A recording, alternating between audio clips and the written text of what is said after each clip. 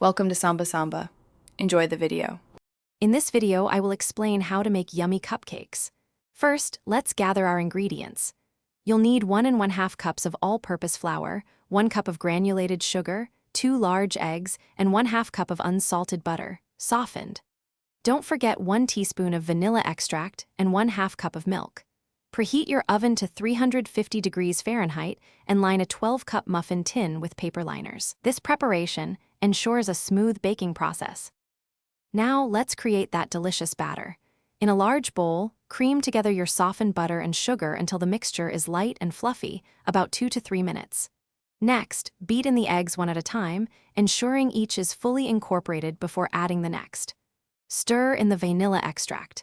Then, gradually add the dry ingredients alternately with the milk, beginning and ending with the dry.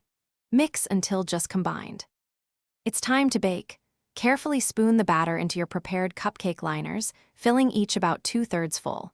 This prevents overflow and ensures even baking. Place the muffin tin into your preheated oven and bake for 18 to 22 minutes.